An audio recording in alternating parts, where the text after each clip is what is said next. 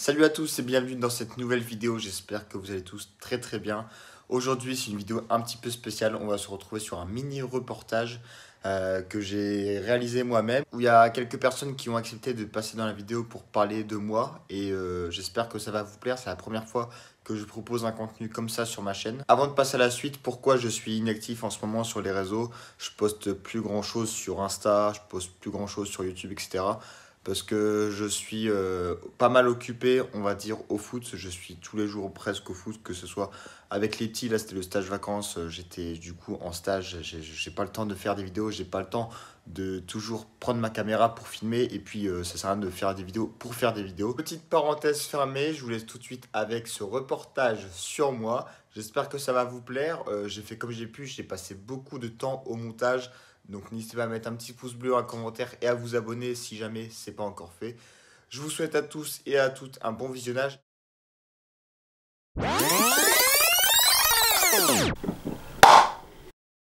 Matt, petit, c'était comme aujourd'hui, hein, quelqu'un d'assez introverti, même très introverti étant petit, dans la vie de tous les jours. Quand j'étais petit, entre 5 et 10 ans, j'étais quelqu'un de timide, genre vraiment timide, où on n'aurait jamais pu imaginer que j'aurais pu faire des vidéos maintenant. J'allais rarement lever la main quand j'étais à l'école, c'était plein de choses comme ça. Sur le terrain, c'était pas forcément le joueur qui allait se mettre en avant plus que ça.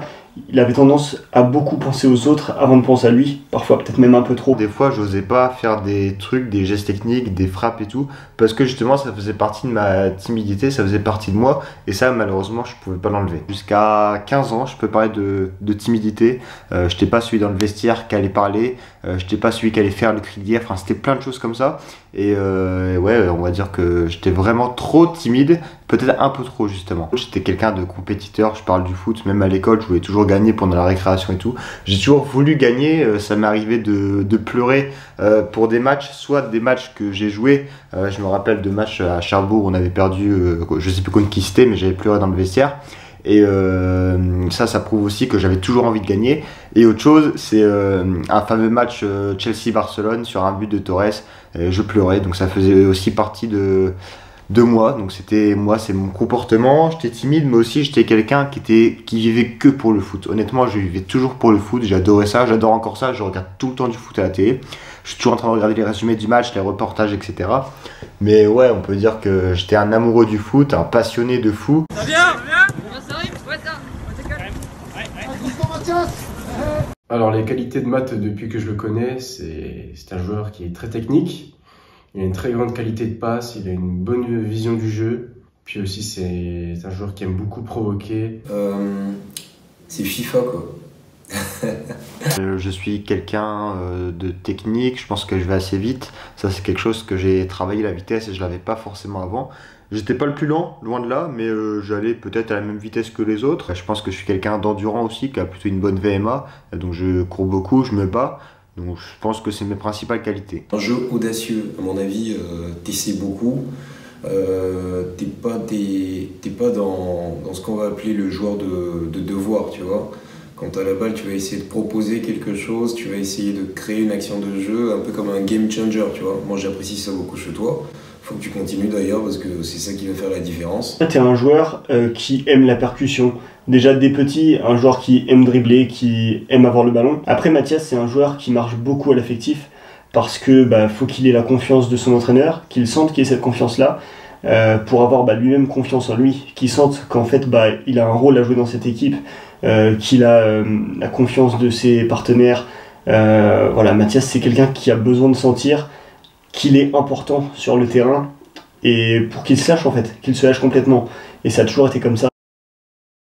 Jouer en R1 à 17 ans, ouais c'est beau, c'était vraiment beau. Moi j'ai le souvenir de l'équipe A, vu que c'est là que toi et moi on s'est rencontrés un peu plus sur le terrain.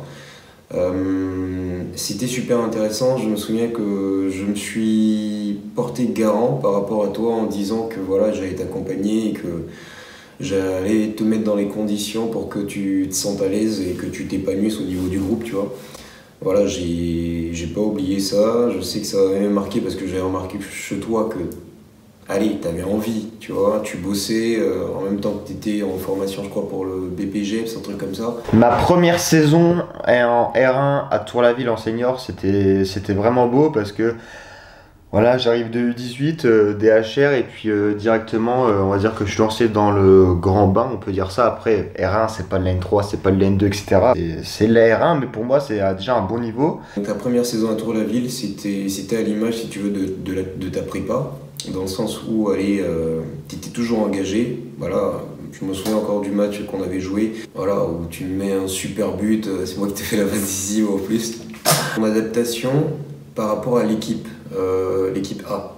Voilà, parce que ça a tourné pas mal, mais tu as réussi à te faire ta place, notamment sur le plan offensif.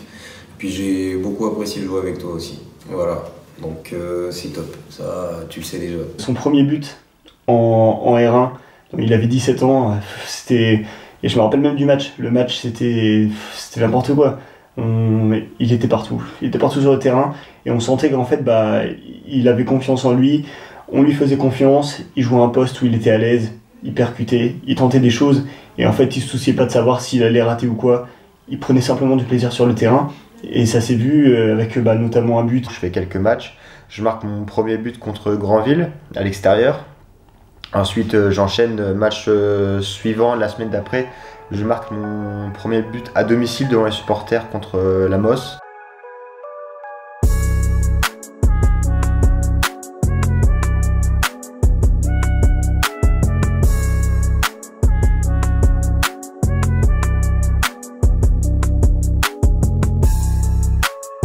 Et puis après j'ai continué jusqu'à la fin de saison, j'ai joué toutes les 8 ou 9 derniers matchs en R1, titulaire à chaque fois, et puis même les matchs amicaux, j'ai continué à marquer, donc ça c'est vraiment des beaux souvenirs, et ouais, c'était une belle époque, même si ça fait pas hyper longtemps, mais ça fait quand même 3-4 ans, donc voilà.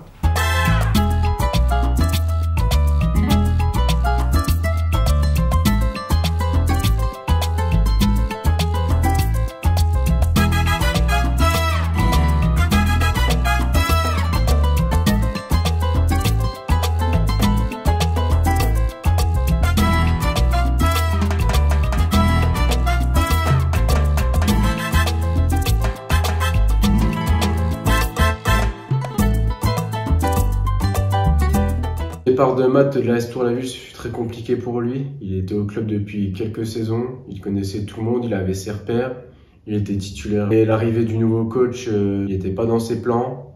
Ça l'a donc forcé à quitter le club. Il y a eu l'arrivée, il y a eu le départ. Le départ, tu connais un petit peu ma position, je vais être franc comme je l'ai été avec toi, hein. C'est pas parce que c'est derrière une caméra. T'es parti de Tour-la-Ville, forcément ça me déplaît. Mais dans la mesure où c'est dans quelque chose qui va être intéressant pour toi, tu vois, je me dis allez. Donc oui, j'accepte, tu vois. De toute façon, la carrière d'un footballeur, c'est pas toujours défini tel qu'on le pense, tel qu'on l'entend, tu vois. Faut toujours être ouvert, faut accepter des coups qu'on n'attend pas forcément. Et puis il faut savoir rebondir surtout derrière. Voilà, t'es allé à 40 ans, je te suis sur ta chaîne YouTube, Instagram, on cause, toi et moi, tout ça. Et je vois ce que tu mets, ce que tu proposes sur le terrain, et franchement c'est intéressant, tu vois. C'est intéressant, et il faut que tu continues dans cette lancée-là. Que tu sois parti, c'est une chose, hein, pour 1001 raisons. J'ai autant de respect pour toi que pour qui que ce soit. C'est un coup dur parce que je me voyais faire beaucoup d'années à Tour-la-Ville. Je suis arrivé en U18, j'ai fait 3 ans, U18, première année senior, deuxième année senior. Ensuite, un nouveau coach est arrivé, disons qu'il y a eu des choix, etc., que j'ai pas forcément apprécié. Des choix, on peut ne pas les accepter, ça peut se comprendre, mais pas pour les raisons que j'imaginais. Et donc voilà, une aventure qui s'est terminée à Tour-la-Ville, mais ça m'a permis de connaître beaucoup plus de monde, d'être un peu plus extraverti. Sa première blessure à la cheville, on se dit que c'est une blessure comme ça arrive de temps en temps, hein, une entorse à la cheville. Voilà, un petit peu de repos, éventuellement un peu de kiné, et que ça va s'arranger. Pour parler de ma blessure, j'ai eu plusieurs blessures, hein. J'ai eu une déchirure à la cuisse, j'ai eu beaucoup d'entorses, j'ai vraiment eu beaucoup de trucs. J'ai eu une dent aussi, j'ai perdu une dent, on peut le dire. Ma cheville, déjà il y a plus de 2 ans, 2 ans et demi, je faisais des stories Insta. J'avais déjà une belle entorse à la cheville, ça s'est fait en Coupe de France. Une blessure qui a duré sur le long terme. Malgré des séances de kiné, une bonne rééducation, à chaque retour sur le terrain, ça n'allait pas. Continuer à traiter, quoi. Continuer à traiter jusqu'à ce que ça passe totalement. Ou t'es là, t'as mal, t'as l'impression que tu peux plus rien faire, et puis à un moment, quand tu te reposes bien, tu vois que c'est comme si t'avais jamais eu ça, quoi. Donc force mon frère. Elle a jamais été vraiment soignée. En tout cas, j'ai fait tout ce que j'ai pu, tout ce qui est kiné, ostéo, médecine du sport. Enfin, j'ai vraiment tout fait pour la soigner.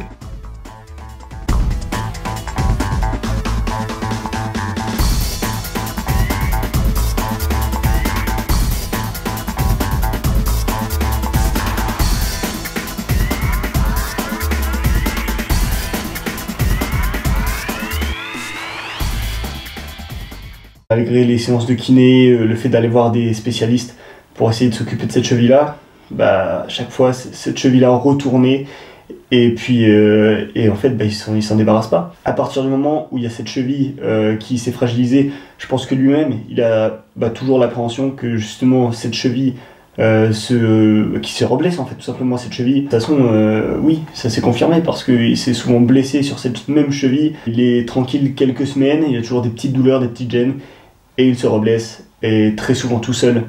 Mauvais appui, voilà, il y a une fragilité sur cette cheville-là, et donc c'est vrai que petit à petit ça devient pesant pour lui, et en fait il se dit qu'il va jamais s'en sortir de ça, et lui tout ce qu'il veut c'est jouer au foot. Et peut-être que c'est même pas l'entorse d'une cheville simple, c'est peut-être maintenant le pied, parce que j'avais une douleur qui était uniquement sur le côté externe de ma cheville, donc cheville gauche c'était au niveau du côté gauche, et maintenant c'est sur le tour du pied. Donc une blessure qui, depuis 2 ans, m'empêche de jouer, en tout cas de faire des saisons pleines. C'est vraiment un problème de, je sais pas, une cheville qui n'a pas été bien guérie et qui peut-être maintenant s'est répandue sur tout le pied. Donc je sais pas trop, j'ai encore des examens à faire bientôt. Elle m'a empêché de jouer la saison dernière et elle m'a empêché de finir la fin de saison avec Tour-la-Ville il y a 2 ans. Donc c'est vraiment une blessure qui est embêtante, qui est chiante. Peut-être que je vais devoir faire une opération.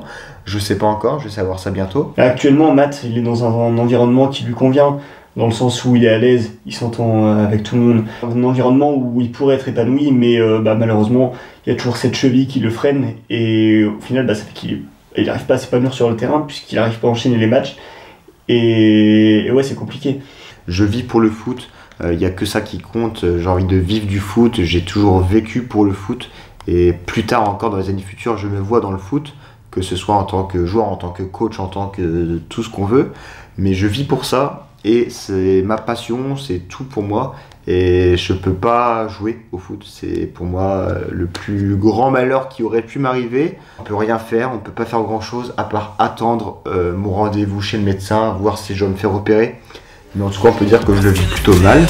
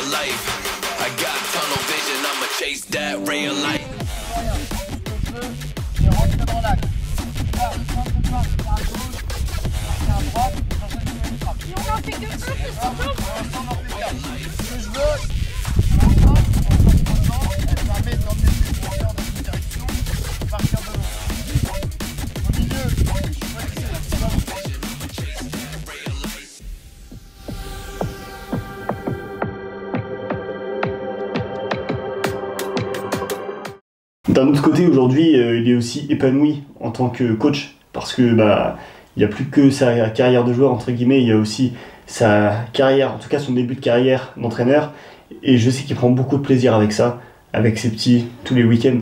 Et ça, franchement, ça aussi c'est cool de le voir comme ça, parce que moi j'avais l'habitude de le voir épanoui sur le terrain, et là en fait de le voir épanoui aussi sur le bord de la touche, franchement c'est bien, c'est bien. Il fait ce qu'il aime, vraiment il est passionné par ça. Et puis comme j'ai dit, il est dans un environnement qui lui permet d'être épanoui. Donc en fait, tout coïncide pour que ça se passe bien. Petit à petit, il gravit les échelons, puisque il arrive à gagner en certification, en diplôme petit à petit. Et là, pour le coup, je pense que ça laisse présager de bonnes choses pour le futur. Il est encore jeune, et puis commence déjà à se faire de l'expérience dans ce domaine-là, en tant qu'entraîneur sur le bord de la touche. Et puis ça se passe bien, il y a des résultats. Ma vie de coach, peut-être que je vais être entraîneur plus tard, on ne sait pas. Tout ce que je sais, c'est que j'ai passé 2 diplômes que j'ai obtenus. Donc 2 diplômes d'éducateur sportif. Là, actuellement, je suis en train de passer une formation BMF d'entraîneur. La formation BMF permet d'entraîner une senior R3 une fois que tu as le diplôme. Et toutes les équipes régionales, U16, U14, tout ce qu'on veut. Niveau régional, donc R1. Objectif, continuer le plus possible. Je sais que je suis jeune. Je sais que c'est difficile à cet âge-là de passer le plus de diplômes dans le foot, mais c'est mon objectif, clairement vivre du foot, être entraîneur, en tout cas passer tous les diplômes que je peux le temps que je donne, plus de formation et continuer à me former. Bien sûr, continuer à jouer au foot, parce que j'ai envie de jouer au foot. Ça fait maintenant 3 ans que je coach, mais c'est vraiment, on va dire, depuis l'année dernière où j'ai pris le plus de plaisir, où je me suis le plus épanoui. Et ça continue cette année, avec une belle équipe, un beau groupe, des bons éducateurs. Je me suis fait plein de potes à 40 ans. Et puis ça a commencé à Tour-la-Ville où ça s'est plutôt bien passé aussi en tant qu'entraîneur. Ça s'est mal passé en tant que joueur avec Tour-la-Ville, mais on va pas revenir dessus, c'est pas forcément le sujet. Et ça se passe très bien et j'espère continuer le plus longtemps possible, passer le plus de diplômes pour encadrer, pourquoi pas plus tard, quand dans 10, 15, 20, 25, 30 ans, une équipe niveau national. On ne sait pas de quoi est fait l'avenir, mais pour l'instant ça fait partie de mes objectifs et je pense que je vais continuer dans cette voie. Et puis voilà, ça fait plaisir de pouvoir participer à ta petite vidéo et puis dire tout le mal que je pense de toi. Voilà, et bisous beaux gosses.